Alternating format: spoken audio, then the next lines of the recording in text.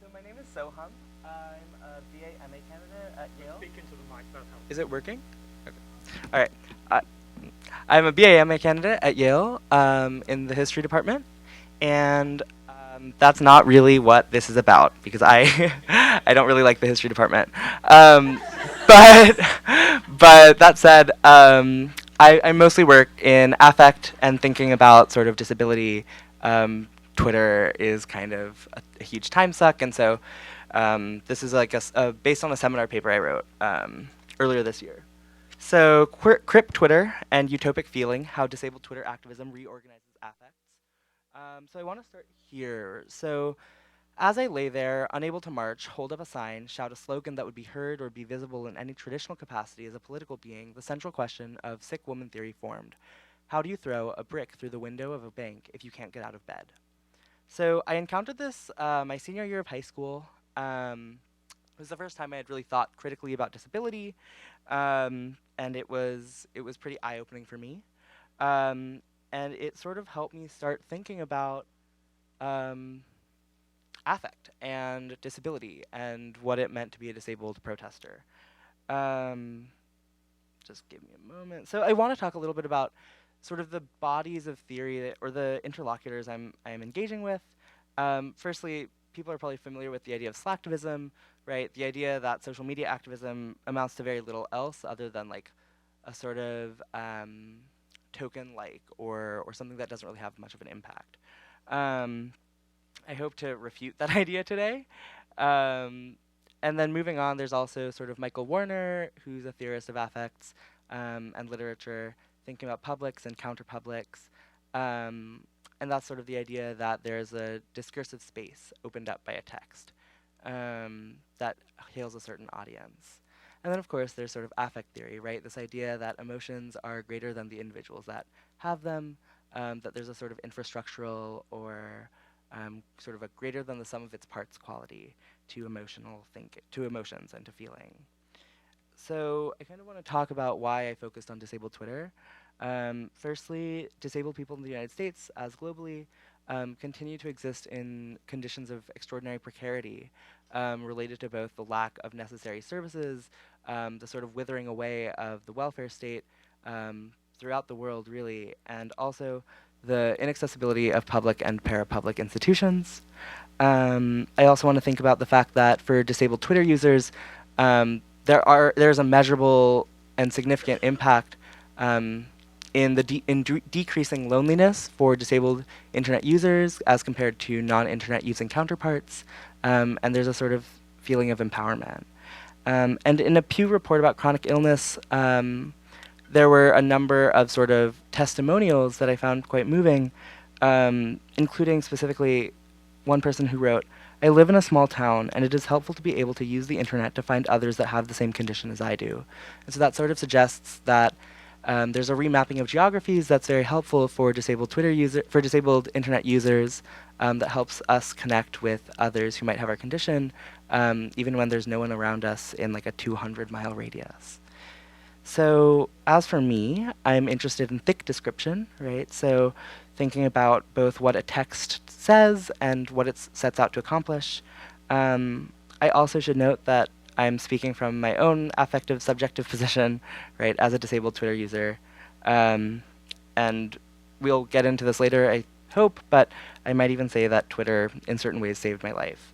And like other archival examinations that focus on marginalized groups, this leaves out the groups whose voices did not make it into the archive in a tangible way, those killed prematurely by neglectful welfare states, police violence, and other forces. But I think that there's tremendous value in thinking hard and attending to those absences. And I would even argue that that's sort of the minimum that we can do, and that it's a moral imperative to do so. So these are the disabled Twitter users I was looking at. They are all white or Asian. There's a number of reasons for that, but partially it's that there's just a high degree of connection between these users. They're sort of retweeting and liking each other and replying to each other. And I think that there's a lot of impact in race, and I'm going to start to unpack it, but definitely this is not a comprehensive study. And I think that there's a lot of more work to be done, especially in how race impacts sort of what I thought about. So I want to start with this tweet.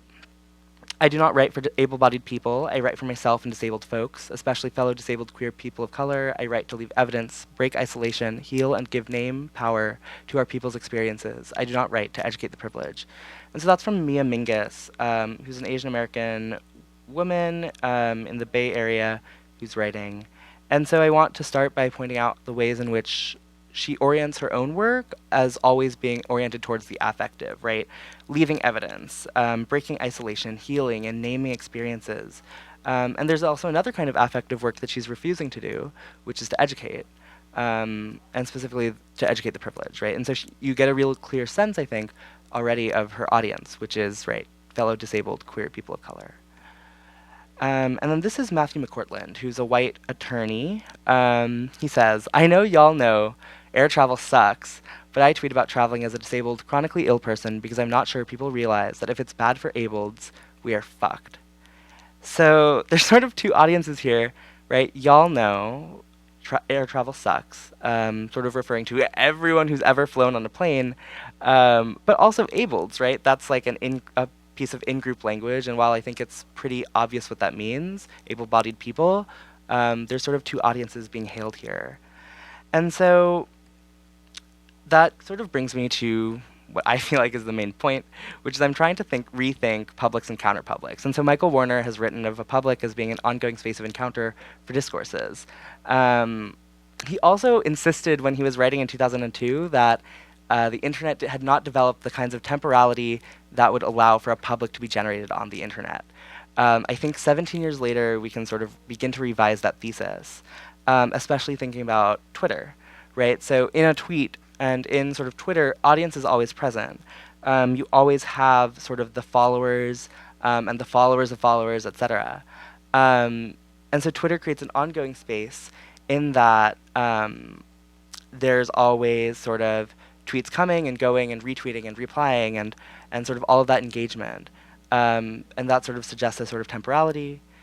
And also the public that we're thinking about is a sort of public that wants to be there, right? And so there's a sort of shared affect, an affective network of people who want to hear what these users are saying, who want to engage with them, because the alternative is you can just block them or choose not to follow them. And that's sort of how these affective networks organize themselves on Twitter. So then this is sort of some post-election tweeting from Alice Wong, who runs the Disability Visibility Project. And she's thinking about sort of two publics, right? People who have the energy and want to connect, and people who aren't ready to think about what's next and need time to just be. And so in sort of these two tweets, she's attenuating sort of the contours of who is hailed by this project, who is hailed by the Disability Visibility Project, and who's hailed by this Twitter account. So I'm sort of drawing on all to say here, right? And users are actively engaged in reaffirming the messaging of Disability Visibility Project by liking, retweeting, even though those tweets aren't generating very many replies, which is actually in contrast to the sort of other body of theory by Philippa Trevisan that finds that, Tresavan, who found that on Facebook, activists were using Facebook in ways that are quite different, actually, from the way that I find activists are using Twitter. So then I want to start thinking about hope. So Mia Mingus tweets, again, after the election, feeling deep sadness and grief for what is, mixed with determination and purpose for what can be, sending love and courage to all our folks. So it's pretty clear, I think, that she has a deep sense of grief over the results of the election, but I think perhaps more broadly, she has a sort of grief over the national moral and political consensus, right? So Mingus is expressing hope for a new political consensus and for the power of protest politics, that which can be. And as such, I think that Mingus is engaging with what suggests a new way of thinking about the work that activism does, which is to inculcate an affect of radical optimism or hope. So this is a very long quote, and I'm very sorry, but Kathy Weeks is a scholar of labor and sort of anti-work praxis, and this is sort of a quote about her thinking on utopia. by which, and I think the sort of most important thing is by providing a vision or glimmer of a better world, particularly one grounded in the real possible, the utopia can serve to animate political desire, to engage our aspirations to new and more gratifying forms of collectivity. So it inspires the political imagination and encourages us to stretch that neglected faculty and expand our sense of what might be possible in our social and political relations. So, particularly of me, I feel that scholars of utopia, including Weeks, tend to understand utopia as a condition of impossibility. Indeed, the very etymology of the word suggests a no place. But I suggest that there's another form of demand being hailed here, which is the utopic demand.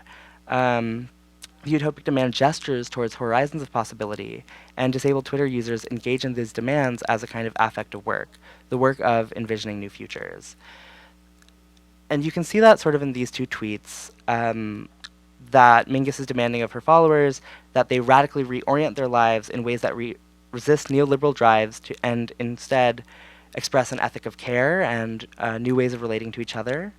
And it's not really a material orientation, right? She hates the idea that you can do this by showing up at the polls, but rather you have to reorient your political and emotional values to privilege love, integrity, care, and compassion.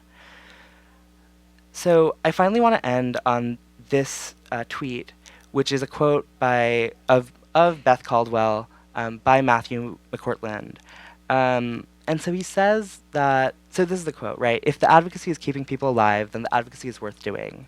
And Cortland says that this has become his motto. It's something that Beth Caldwell said before she died. And for me, I think that I read this in a lot of different ways, but specifically the desire to life, the desire to keep on living. And it's a high bar, but I think also that the sort of radical, optimistic, affective work that is done on Twitter is sort of one of the only ways we can continue to envision new futures and keep people alive. Thank you.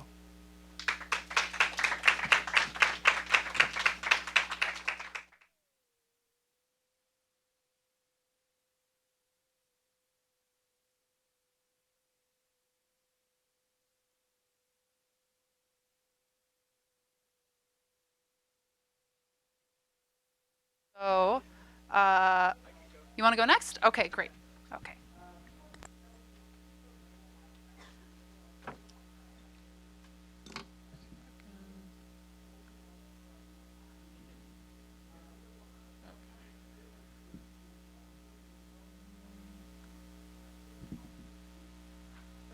Hi.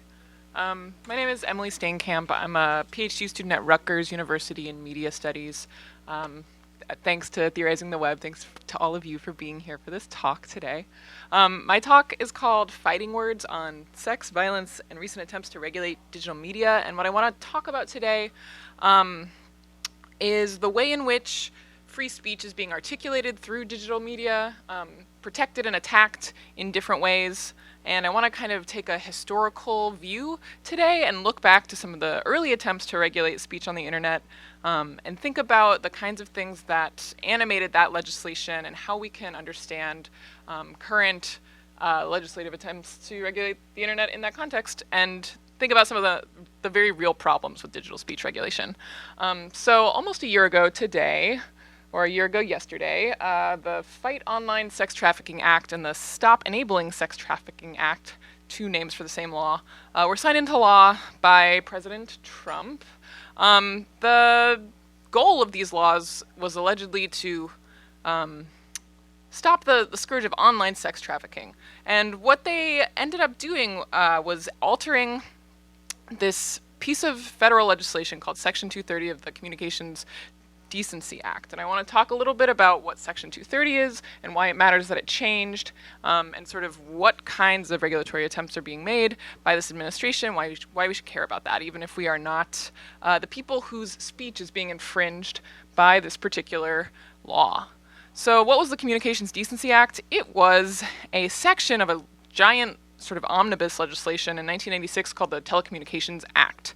The Telecommunications Act basically slightly deregulated telecommunications so that telecommunications companies could have services in more than one sector. that's technical. You don't need to know that. The point of the Telecommunications Act is that was to encourage the rapid deployment of new telecommunications technologies, because if you think back to 1996, not very many people were using the internet relative to the sort of general population of the United States, and even fewer people understood the nature of the internet. And so these early attempts to figure out whether it's more like a publisher or more like a broadcast medium is really reflected in the ham-fistedness of the Communications Decency Act, which was also in particular animated by sort of a moral panic around the idea that young children might be exposed to indecent content online. So the Communications Decency Act was a part of this Telecommunications Act, and its goal was to criminalize the knowing transmission of obscene or indecent content to any recipient under the age of 18, as well as criminalizing, anything that depicts or describes, in terms patently offensive as measured by contemporary community standards, sexual or excretory activities or organs. So why I want to think about this moment, so this act was immediately challenged as unconstitutional by the ACLU, but why I want to think about this moment, and this quote from Senator Jim Exon in Delaware from Nebraska that says, "Almighty God, Lord of all life, we praise you for the advancements in computerized communications that we enjoy in our time. Sadly, however, there are those who are littering this information superhighway," which is the only metaphor that really existed at the time, "with obscene, indecent, and destructive pornography." So I really want to think about this moment in understanding the internet as a medium uniquely capable of corrupting young people sexually, of exposing children to sort of inappropriate sexual content. Oh, that's kind of, okay. So the case that the ACLU brought against the statute was called, it did eventually reach the Supreme Court, and it was called Reno versus ACLU. It was heard by the Supreme Court in 1997, and basically the ACLU successfully argued that the Communications Decency Act as it was written was facially overbroad, obviously infringing on First Amendment rights, and the real work that those attorneys had to do, to argue this case was to get judges to understand what the internet was as a medium and how it should be regulated, sort of more like, less like TV, more like publishers. No, I forget. Anyway, trying to give judges who are by and large much older and not using the internet a concept of how this technology worked, and the fact that making illegal the transmission of obscene content was not the best way to protect children from inappropriate material. And so I have this quote from the senior counsel from the ACLU that said, "This was a bill pitched as a bill to protect children from hideously awful photographs. It's a little hard to vote against that if you're a politician and you're afraid that your opponent in the next election is going to run a TV ad claiming that you are in favor of giving pornography to small children.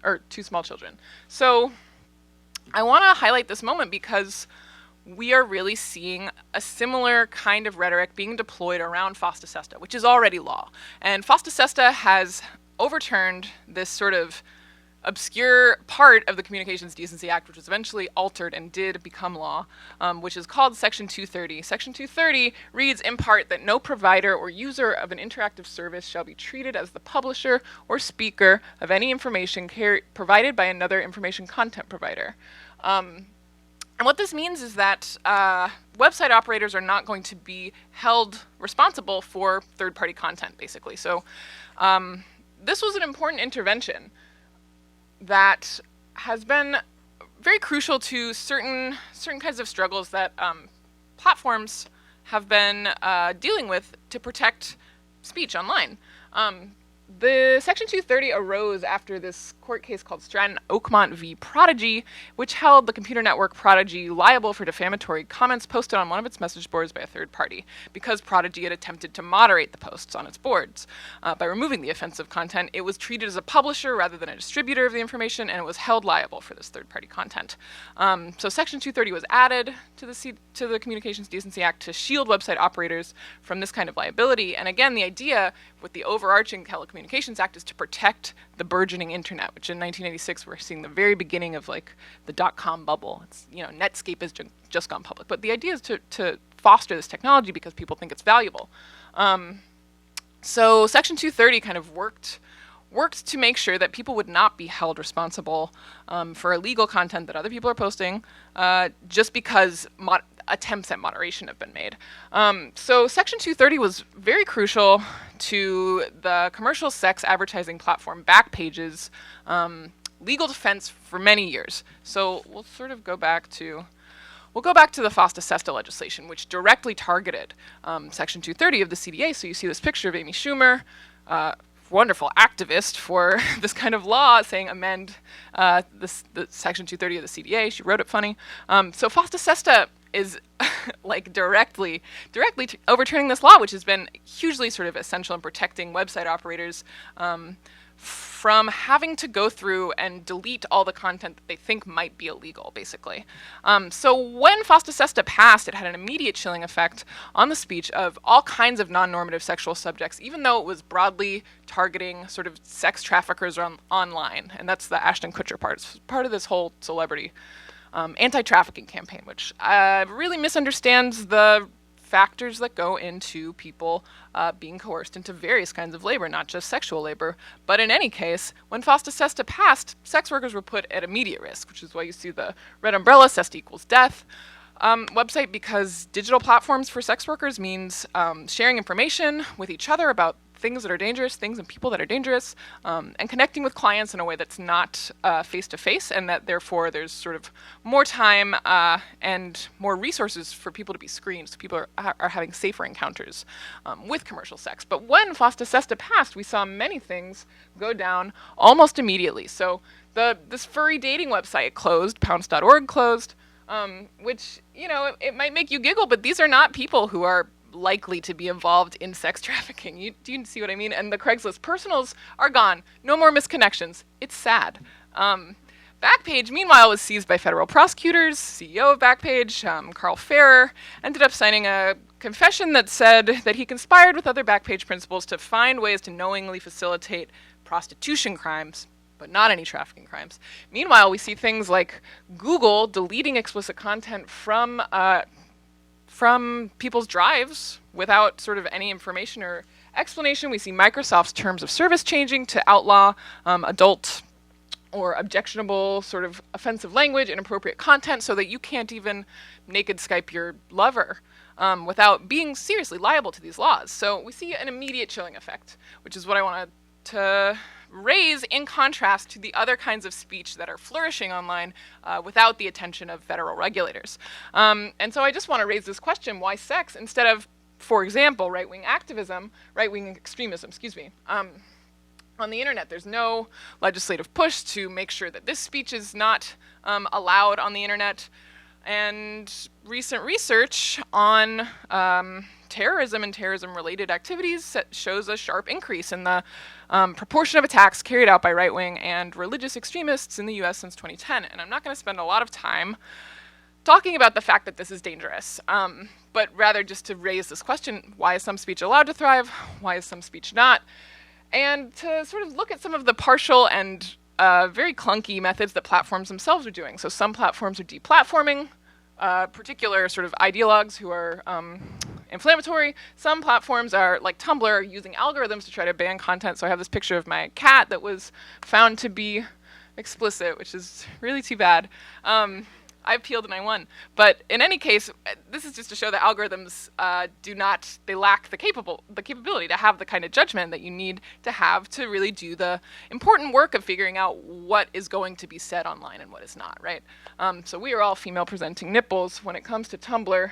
And then sometimes, of course, humans are relied on to do this kind of moderation, and we see this is from Casey Newton's excellent investigative piece on what Facebook moderators have to deal with when they are trying to apply the extremely complicated and arcane community terms of service when they're moderating thousands of posts a day. So there's many problems with privatizing speech regulation on the internet. There's no accountability to users, no oversight of regulatory methods, and the regulatory impulses. Although it's easy to imagine website operators, Facebook operators, outlawing certain kinds of speech to political ends. So we've seen all kinds of issues with that, and I have this quote from the legal scholar Jeffrey Rosen that just says that lawyers at Facebook and Google and Microsoft have more power over the future of privacy and free expression than any king or president or Supreme Court justice. I don't know if I would go that far, but this is important to sort of think about as we realize that social life is digital, and these are demands that we need to make of the platforms where we live that life. So thank you.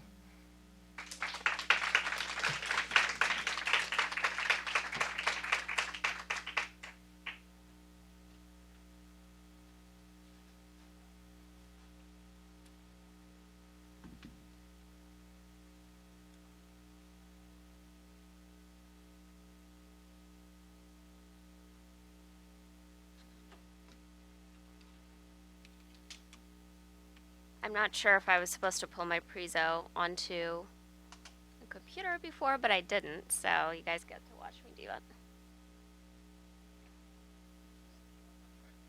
Yeah, not seeing much of a mouse. Oh, well, but there's not the stuff on the screen, so I can't see what I'm clicking on. Yeah, sorry. Oh, there it is, it's back. Oh, Yeah, there you go. Got it. There you go. There I am.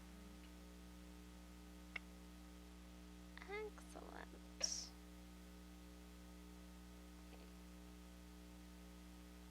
Come on.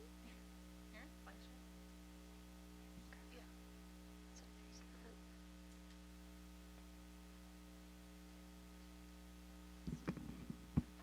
And I'm also going to stand, if that's okay. I don't want to feel like I'm teaching elementary school. I'm here to talk to you about, first of all, my name is Anna. It's very good to be here. And I'm here to talk to you about what I've started to call the digital fringes. So kind of groups of radical thinking on the internet. And I'm a little bit worried about time, so I'm going to move through it pretty quickly, and hopefully we can dig into some of the details in the Q&A.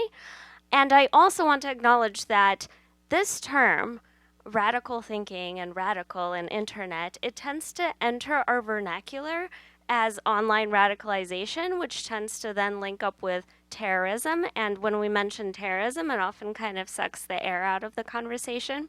So I'm going to attempt to try not do that.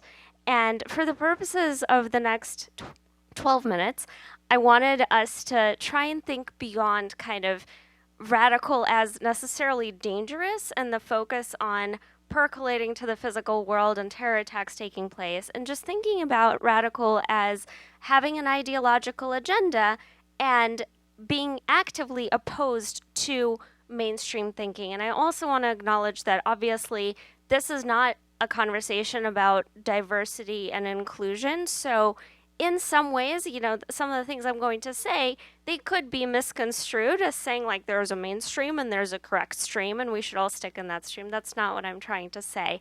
But I do want to kind of acknowledge the fact that this usually occurs as a conversation about terrorism and physical safety, and I'm trying to move a little bit beyond that.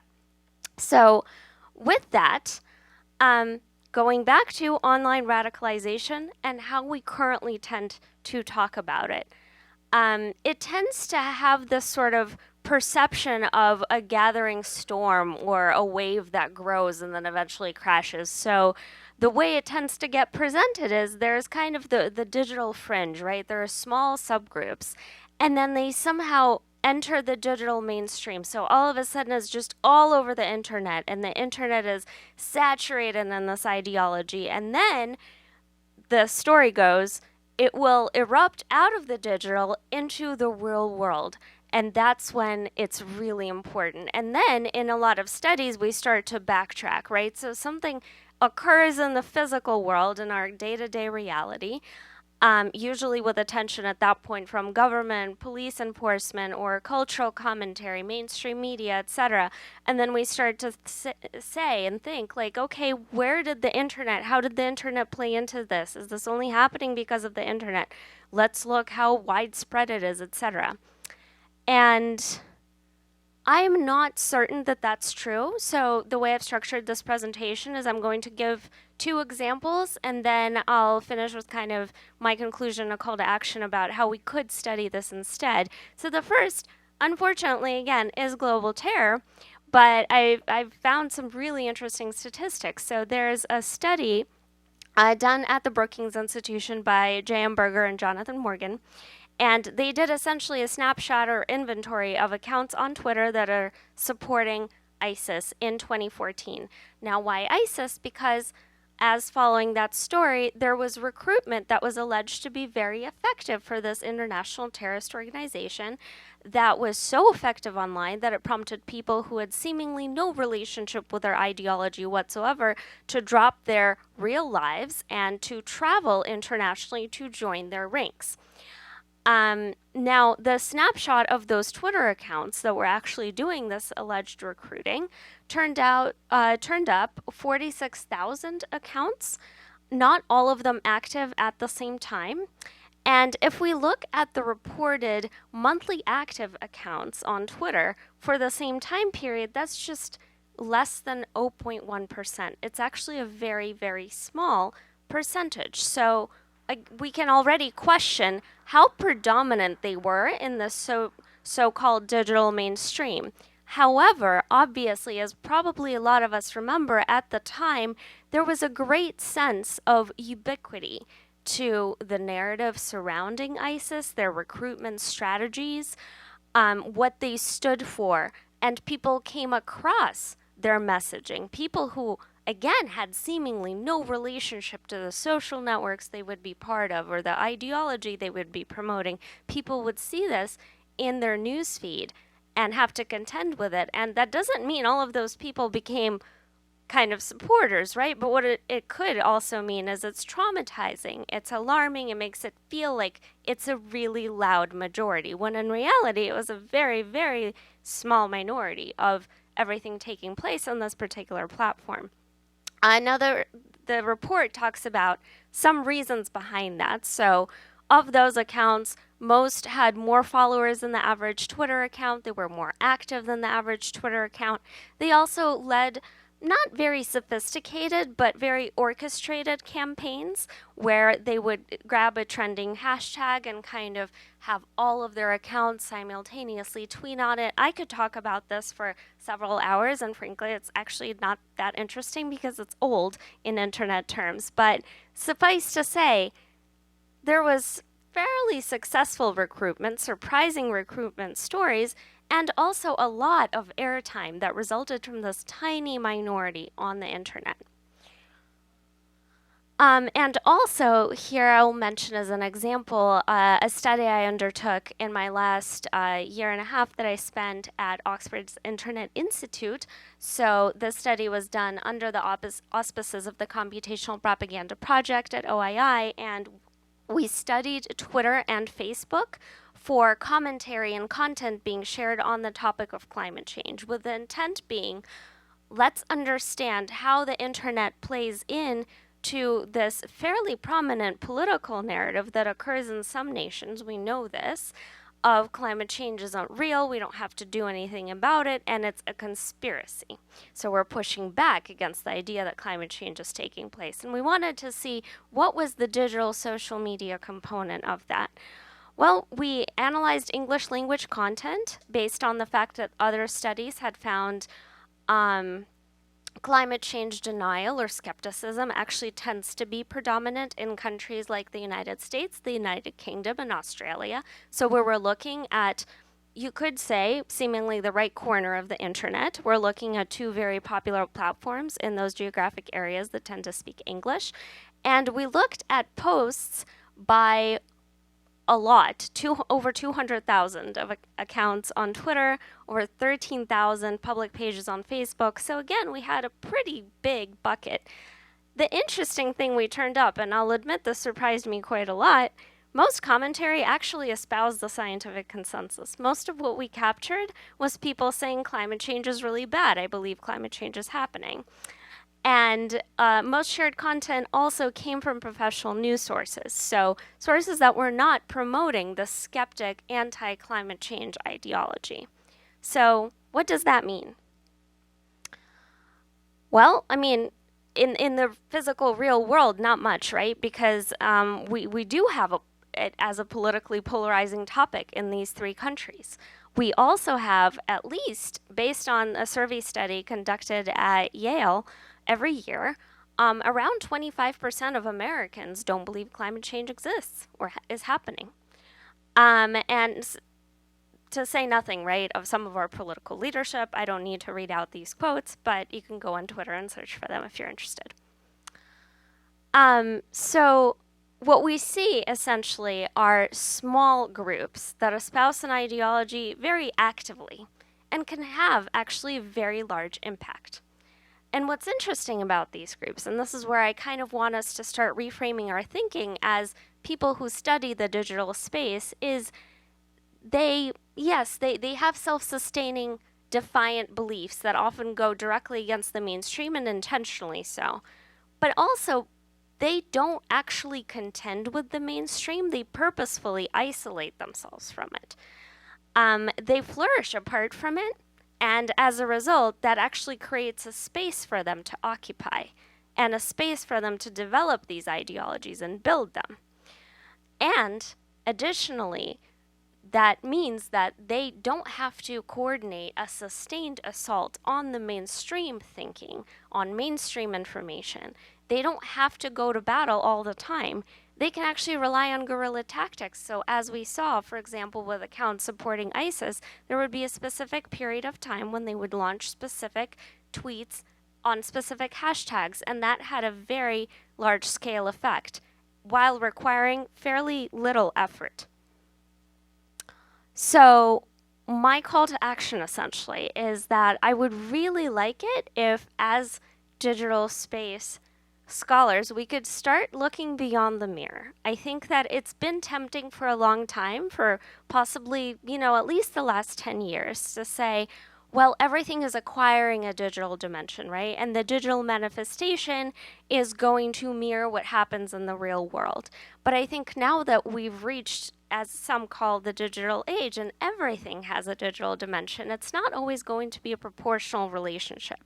Some things can be very minor, a very small piece of the quantitative puzzle online, and can actually have a huge effect in, so to speak, the real world, and vice versa as well. We could have huge communities online that actually have comparatively little power politically, publicly, socially outside of the internet.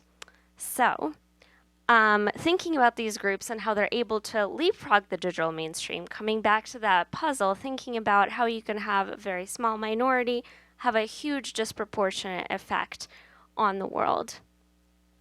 I would like to call for more nuanced studies. In my kind of social media analysis, I found that it's really easy to start throwing numbers at it and to say, well, we didn't find a lot of commentary. Like it was surprising to me, but it was very tempting to say, well, I guess like climate change skepticism is really not a problem. But again, we really know that that's not true. So it's forced me to reconsider, and I hope that I can communicate that I think we can all collectively start to look at it a little bit differently. That smaller scale, more nuanced studies, maybe qualitative instead of quantitative, can actually be incredibly effective in understanding what is this digital world like? What are these more isolated communities like? What is their potential? And not all of them are dangerous. Again, we don't have to think about just violence and kind of proselytizing ideology that could have a negative impact. There could be positive elements there too. And that's where I would like to leave things. Thank you.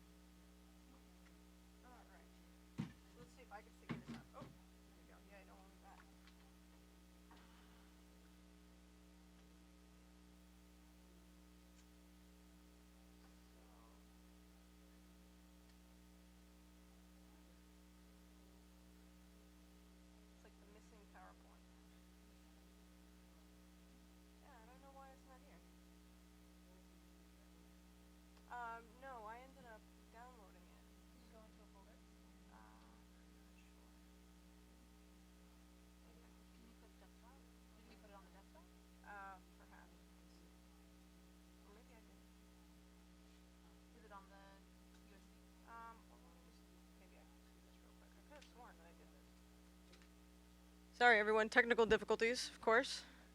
But I can just start by introducing myself. My name is Victoria Gonzalez. Hello. I'm here to talk about collective identity. So now, this often happens to me in my classes sometimes when I don't accurately download my PowerPoint presentation, so I'm good at sort of going off the cuff. So, I'm one of those people also that was looking at a lot of what was going on in social movements and social media and thinking to myself, I don't see a lot of qualitative studies of the content that's on, these websites. And specifically, because I've worked a lot with scholars in social movements, and a lot of people are fascinated by what's going on on Twitter, what's going on Facebook, but not necessarily what's going on in a lot of other places. I mean, more recently we see studies about Reddit and a few other possible places, but we don't see a lot of studies on Tumblr. So I actually decided, that I was going to do a study on Tumblr, unless I can not, where is it? Themes, where's the slideshow? Oh, here it is. From the start. Excellent. Okay, so I decided I wanted to do a study on Tumblr and look at the way in which collective identity was forming on Tumblr, because I had a lot of people that think that I was kind of insane to do this, but this is actually sort of what I found, that a lot of what collective identity is sort of being built in is within these contentious narratives that people are sharing in this space, and in a more sort of as I'm developing my ideas about this, I come across more and more literature that says something along these lines, and this is specifically for social movements literature, that collective action cannot occur in the absence of a we, characterized by common traits and specific solidarity, right? And we can see this applied to broad spectrum to a lot of different kinds of social movements, to a lot of different kinds of collectives, right? However, a lot of social movement scholars were a little reluctant to apply your standard conventions for collective identity to what was going on in online social movements. And I kind of thought to myself, why is this? So why are we thinking this way? And I think sort of what it comes down to is that we're not always looking in the right places for where collective identity is developing. So I'm going to give you a sort of layout of what I've found in the literature and why I think it's kind of pretty interesting, at least for my purposes. I have an overview, but I think I'm just going to run with it because we're low on time. You will see where we're going as we go there. Okay. This is just a broad overview, sort of painting with broad strokes what's going on. Collective identity sort of historically, like we're going back to the 90s here, right? This is a public pronouncement of status. So it's sort of something along the lines of a package, a framework, a message that I am selling to the public of what this group is, what we're about, what change we're trying to bring about. And now there is some concessions for the fact that collective identity can be complicated. So there's people like, Naples et al. And others that are writing stuff about how within the women's movement, within the LGBT movement, and a lot of these offline identities, collective identity is not, a perfect solution to a problem, right? Sometimes we build these collective identities that are trying to give us a sort of consensus about what this movement is about, but it doesn't reflect everybody in the movement. So even though it is something that movements need, in most cases, something that we can, deliver to the public, it doesn't always solve a lot of our, community's problems, a lot of our movement's problems. And a lot of people take, great strides to make this distinction between what is collective identity and what is personal identity. And essentially a lot of what I'm seeing is something similar to, Pauletta and Jasper, even though this is, 2001, that's a little far back. People are still sort of making this distinction, like anything that is far too personal, it's not necessarily going to be good for the collective. So I think that what's happening here is people are trying to develop solutions to account for what's going on with this personalization of politics. So one of the, I think, concepts that people have been throwing around a lot is this idea of connective action, right? And so making a distinction between what is collective action and what is connective action, right? So collective action, this is done for the purposes of external rewards, right? Things that we want to get from the public, from the government, whereas connective action is more about internal rewards, right? How am I expressing myself? How am I building myself? How am I connecting with others? And so Bennett and Sergerberg, they basically have this idea, and they say that this is what's going on in current social movements. This is why we can't always, extend our concepts from social movements literature to these movements, because we're not really understanding what they're about, essentially. So, people, more recently have been trying to say, like, okay, so maybe it's not about collective identity. Maybe it's more about hashtags and how hashtags are serving as a new form of collective identity. You know, a lot of people saying that, oh, we're using personal identity to reshape these boundaries. We're trying to, you know, bring about more awareness about marginalized groups and their struggles, right? And that these collective hashtags kind of serve as identities in their own right. You know, sometimes they're sentences, sometimes they're just labels, and these serve as our focus of how we're framing this movement. And like I said, you know, there are people that are looking at this right now and trying to figure out how to place this within our sort of metrics of how we think about social movements, whether or not it actually qualifies as a social movement, how we can think about it as a social movement, and sort of determining that, you know, some of this it does not necessarily count. Right? That collective identity is more complicated than that, and collective identity development can't happen comprehensively in spaces where we're overemphasizing the personal, sort of like a little bit like I said before. And so one of the things that I thought was so interesting is that Milan, in looking at Stefania Milan, in looking at what's going on with these movements, kind of makes the claim that if we're engaging in this kind of personal politics in these spaces that are meant for collective identity development, we're actually just doing it for the experience and we're not necessarily doing it for the activism, right? Which is something that I think is kind of interesting. So to myself, I thought, okay, what can I do to sort of address this issue?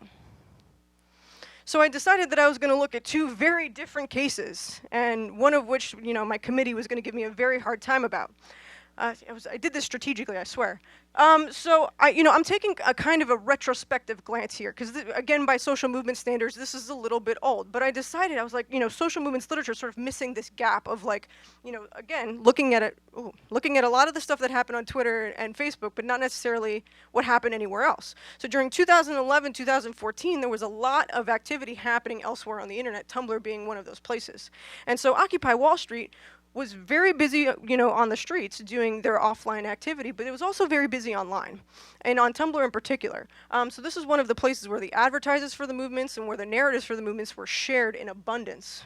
And at the same time, during the same period, there came about this other movement called the Swan Queen movement, and this actually is derived from a fandom. Now, what was really interesting about this is that a lot of fandoms have beefs with producers and writers and actors and whatnot, and they go about a lot of different tactics for dealing with these things. However, this fan group was like, no, at this time, in this point in history, we are going to form a movement. Right? We are going to become activists for our cause. And essentially, they were trying to push for LGBT representation, not necessarily for themselves, per se, but for a couple on the show that they thought belonged together. Right? These two female protagonists that they were convinced should have a true love endgame story, right? And it's very interesting, but also, like, I was struck as I was going through and doing my Tumblr ethnography, which is essentially hours and hours going down a black hole of material, right? I was so struck by the fact that their posts were so common. Now, granted, we can sort of point out the small differences between the two. However, the one thing I noticed was that a lot of this reflected many of the concerns that people have, right? It's so personal, right? There's a lot of people writing about these kinds of stories, or actually not that many, to be honest. Even some individuals, including, I think, Ruth Milkman, wrote about what was going on with the Occupy narratives on Tumblr, and it was one of the most comprehensive studies that I found. But she ended up comparing the narratives to the Dreamers. And she came to the conclusion that these people were not actually storytellers. And I thought that was so interesting because so many of the Occupy narratives, they're telling stories of their lives, right? They're sort of spinning a tale of who they are, what they believe in, and why they believe they belong to this movement in the collective, which was essentially the same thing that the Swan Queen movement was doing. And the same structure, who I am, what I believe in, and why I belong to this movement. So I was like, oh, wait, there's something going on here, right? So what does this come down to? So I decided that I've got a lot of material for this, this is what my dissertation's on. But sort of this is what I'm trying to map out, is that in order for us to apply what's, you know, sort of been presented to us in social movements literature, and sort of to combine it somewhat with what we found in other communications literature that's looking at hashtags as a potential form of identity, that I should try to combine this to think about, okay, collective identity online is not so much about the package that we're selling, but it's about how it evolves in stages and narratives. And I essentially find that, it evolves in this way, sort of it goes through a series of identity markers to be followed by collective identity markers to be followed by hashtag identity markers. And essentially the way in which the narratives are structured reflect this development. So I'm going to give you some examples because I know that I'm kind of short on time. Okay, so personal identity markers. So I could really read you all of the personal identity markers for about a day because there's so many and they're so different. Now, one of the common things for both, for some reason, is age, sort of placing themselves like where they are in their lives. And I think to further contextualize, if they've graduated from college, if they're at the middle of their lives, if they've served somewhere, if they were a veteran. Now, essentially, these personal statements, I think, is one of the reasons why people have decided that these narratives don't really speak to anything going on with the movement, right? So, okay, Occupy had an offline movement. It was really important, and they did a lot of good work. They entered some phrases into our political discourse. That was fantastic, right? But the people look at these narratives and are like, if you're reading them, and all you see in the first few lines is all of these very specific details, it doesn't really indicate to you why this is why they're sharing this for the purposes of, taking part in the movement. Same thing for the Swan Queen movement, although I think some people are probably less surprised that this is the kind of the content that they're sharing, right? Because in a fandom space, this is actually kind of weird, right? Okay, 2 minutes. In a fandom space, this is actually kind of weird. This is a big faux pas. You don't share personal information, so maybe you would think that these individuals are, going to share all of this stuff online, but they really don't. There's a big hesitance to share this because a lot of the stuff that's happening online, they don't necessarily want to share with their offline social networks. So what am I doing here? I decided to take, just snippets from a bunch of different discourses and look for the themes that actually sort of reflect their collective intention, right? And one of the things that I found that was so interesting is, like, we have this phrase, so I didn't include a lot of information about the hashtag, but the hashtag for Occupy Wall Street is "We are the 99%, right? From that hashtag, that would be, from hashtag identity politics literature, it would be like, okay, so that's their collective identity. However, as I read this, I'm like, okay, maybe that is sort of the label that they're using for their collective identity, but it doesn't really tell me how they're thinking about themselves and as a group, right? And I kept finding that people would list their hardships and then talk about luck. They are lucky. I am the luckiest. I feel so lucky. I consider myself so lucky. And this is actually the way that they're conceptualizing themselves as a bigger part of the group. It's sort of like, I have all of these hardships, but I have it potentially better than so many of the other people within the 99%. So essentially, they're displaying levels of empathy here that is suggesting they're belonging to the collective differently than just the use of the hashtag. Same thing with sense-making for the Swan Queen movement, right? So many of these individuals are looking at the narratives from these, actually specifically from the television show and then from the discourse of the actresses, and they're basically saying that I'm reading this narrative in a particular way that makes sense to me, and that is very important, right? And that's sort of the collective, or the collective idea upon which they are building their movement. Not just that it's these two people, in a romance, and this is,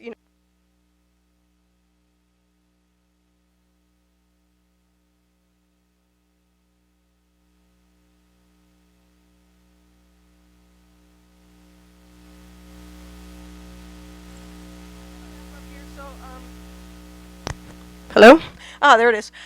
So, we've got this concept of hashtag identity markers, but I'm actually sort of suggesting that we try and link up what's going on with our notions of collective identity and try to combine it with hashtag identity, make it a bit more discursive and nuanced, right? Because I agree, we need more qualitative research on this because we're sort of, taking, these big data samples and we're analyzing the themes, but we're not necessarily sort of getting deep into the narratives, which is essentially what I thought was really important to do. And so what I'm seeing here is that the personal is really fundamental to building the collective. It doesn't detract from the collective identity. It actually serves as the foundation to build collective identity frameworks throughout narratives. And that's essentially it. Thanks so much, guys.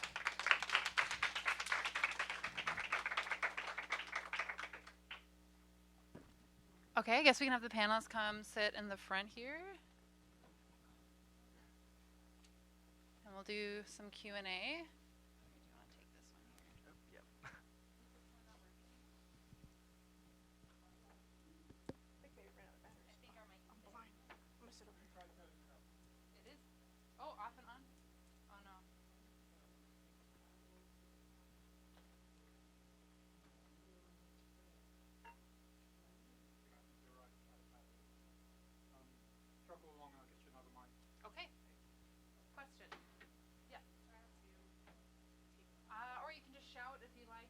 we can repeat the question into the mic. Okay. Well, my question is for Victoria. Thinking about personal being fundamental to creating these collective identities, I just wondered if you could comment, like, in this age of identity politics, on the fact what I saw as a glaring omission or startling omission in the concerns that she shared, like people not leading with their gender or their race, and what significance you feel that that had. Yeah, absolutely. And that's so interesting. In other places, I feel is one of the first two or three things that are shared. And in these, I think it's so interesting because the emphasis upon age is so prevalent, and I think it's because of this idea that the people that are sharing on Tumblr are going to be like 12-year-olds that are sharing pictures of cats and, you know, pictures of bodies that they shouldn't, which is not the case anymore. Although Tumblr used to have this this reputation for being about porn. So the absence of race and the absence of gender, I think, is so interesting. It's a female-dominated space, first and foremost. Like, you know, if I haven't actually gone through all of the numbers about the representation there, but it's totally female-dominated. That's the truth in fandom as well. You know, race is actually something that I haven't thought too much about, to be honest. But there are people that talk about ethnicity a lot. So where are you from? Which country? Specifically in Swan Queen, I see that a lot of people are from, you know, South America, Central America, and they will state that first above and beyond any kind of issue of race. Other question? I have a question for Sohum about your use of the Twitter archive and how you're creating that archive. What do you think about the ethics of using Twitter and using people's posts, and are you getting consent from them or what's the Yeah, that's a good question. So I haven't gotten consent, partially because it's just very difficult given the time constraints I was under, specifically for this. But the way I've been thinking about the ethics is sort of that these are public posts. None of these are private Twitters. So I think as like a public space, it's a little bit more forgivable in that it's sort of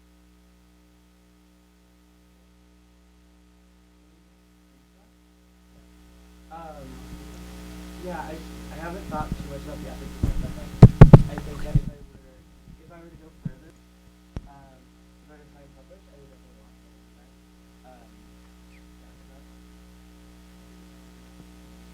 to. Okay, other questions? Oh my God, let's just take down the entire panel with me. Do you want to come over and just like chat in the mic so the folks online can hear us?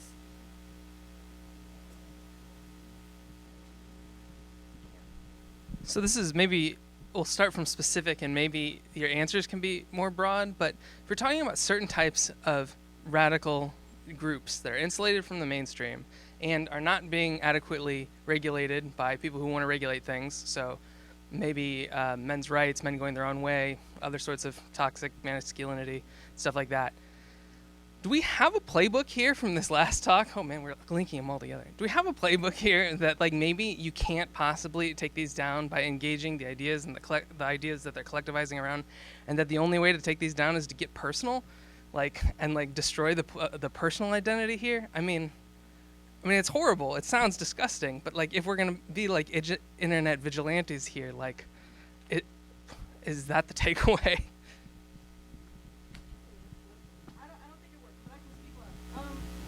Can you use a mic because is that one working? No, that one's not working anymore.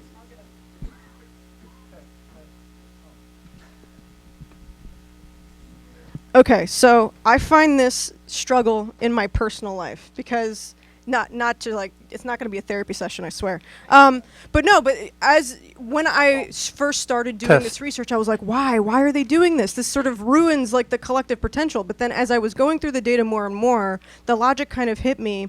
And actually, I realized that I didn't speak fully to even the question, right?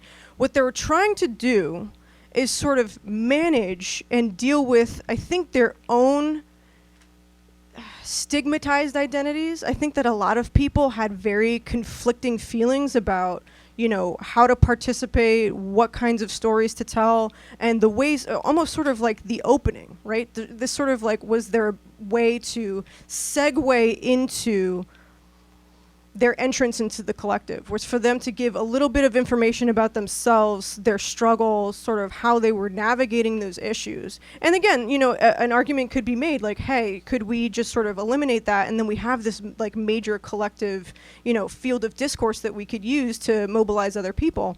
And it's interesting because I saw a talk kind of yesterday that made me think about this more, because advocacy groups are actually trying to do exactly that. They're sort of trying to tell people in movements that, okay, like you can tell stories, but maybe they shouldn't be so emotional stories, or maybe they shouldn't be stories that make you out to be the victim, right? And essentially the idea is that we're marketing, manufacturing these stories to be more publicly engaging, but that's not necessarily the purpose of these narratives, right?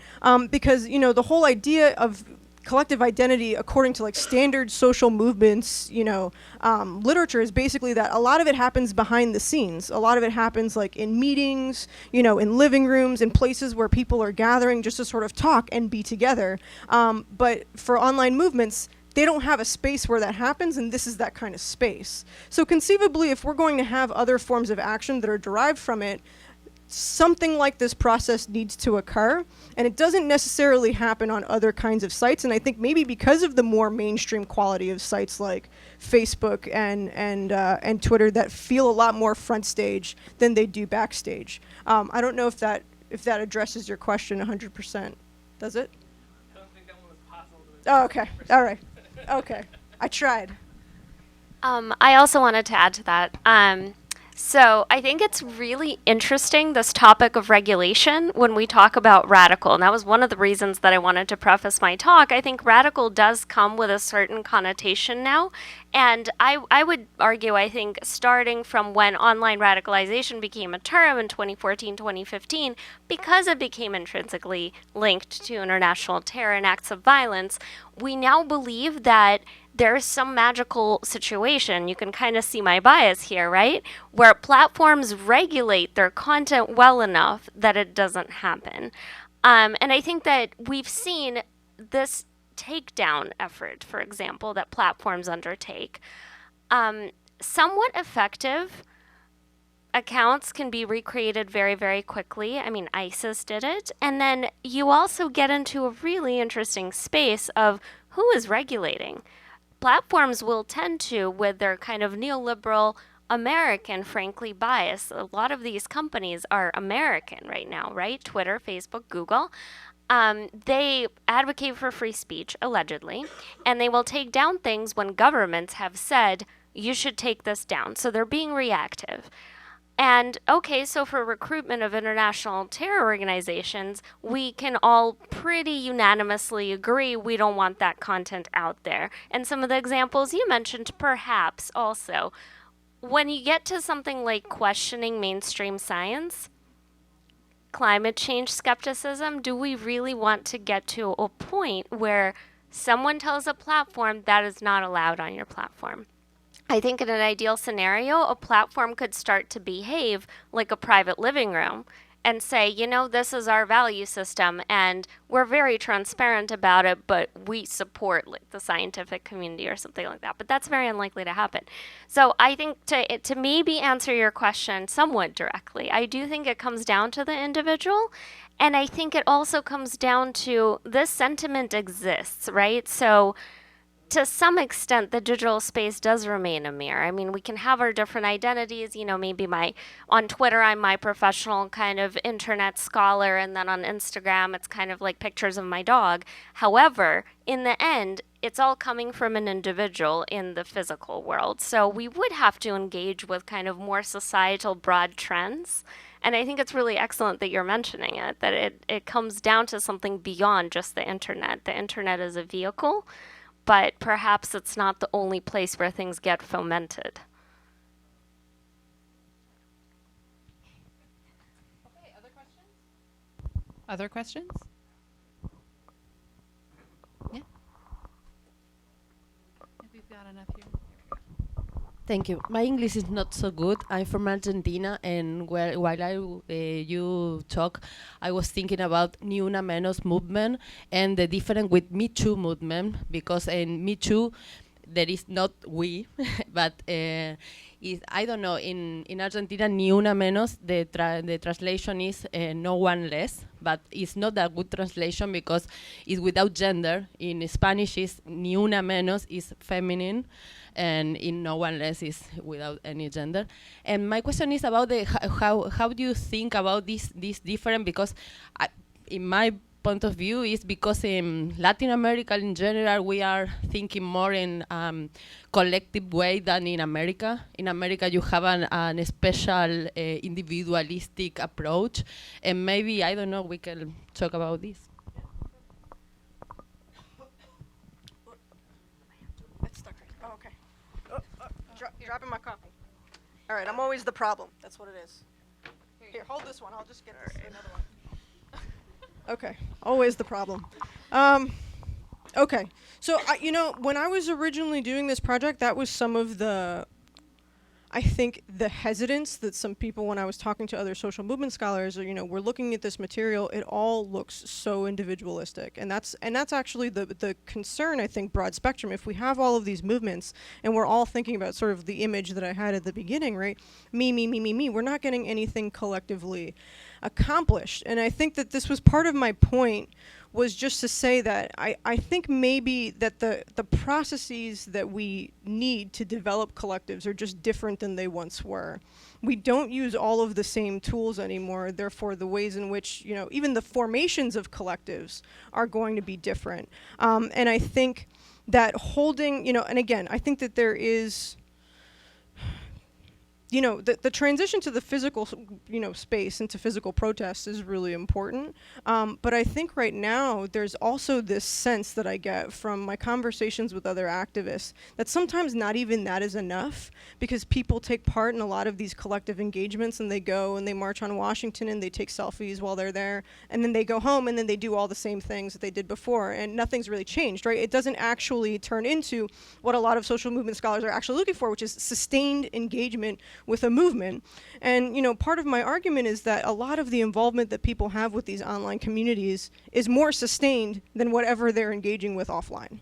Right, granted, it doesn't always make that, offline-online transition, but I think, the crucial part here, for scholars, for researchers of all kinds, I think, is to understand how people are developing collectives out of this individuality, that they're still making that effort there, right? It is not all about just the details, just the specifics. People are trying to find common ground, and doing it, through telling stories, through finding people online, through, sort of the formation of these collectives that, a lot of researchers aren't really looking for in the first place. And I think actually that's part of the point.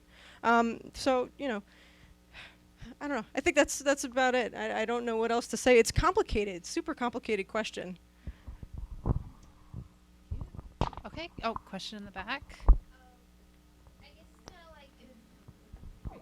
So I do a lot of research on identity as well, and seeing the hashtag identity or the collective identity could be like similar to the group identity, and how the group identity is created by your personal identity. As you relate to the group, you give the group an identity, but you also take part of the group identity and it becomes part of your personal identity.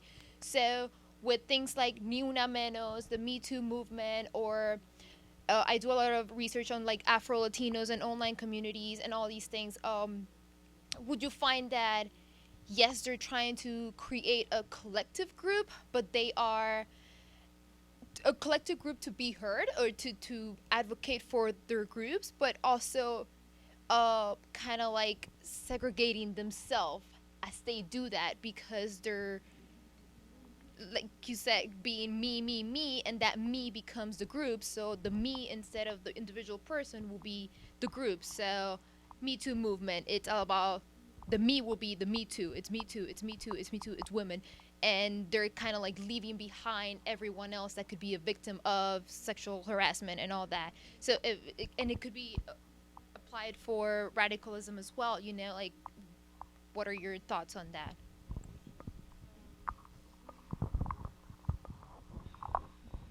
So, wow. I think that,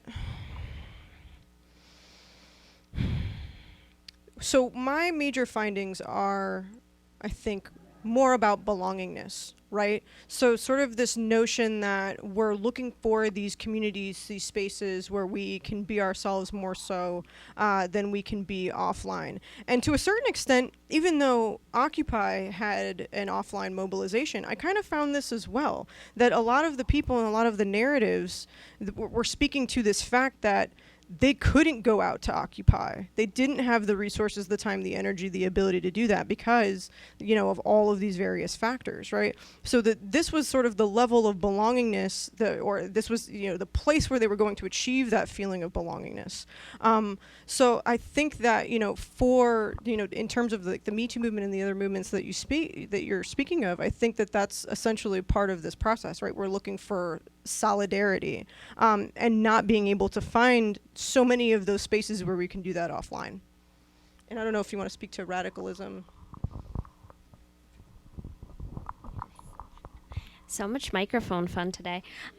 Yeah, so in terms of radicalization, I think there is, this is something that I touched on briefly. There's a difference, right, between people participating almost perhaps by accident because, you know, perhaps they don't agree or they're not convinced climate change is real, right? They're skeptical and they just happen to use a hashtag that happens to also belong to an inner group.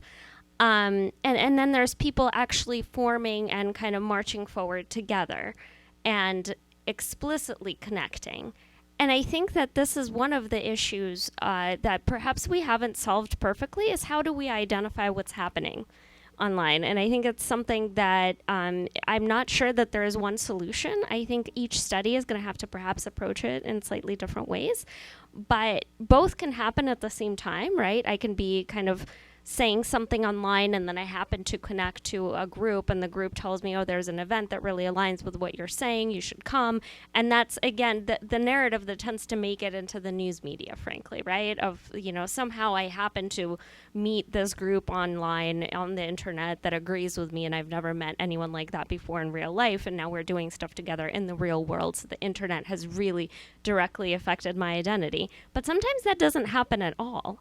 And I don't know how we differentiate those, but I do think it's a really interesting topic to think about. Okay, we've got 1 minute left. Does anybody have a quick question?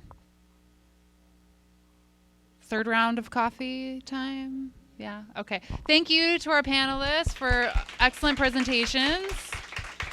And thank you to everybody. I'll see you around.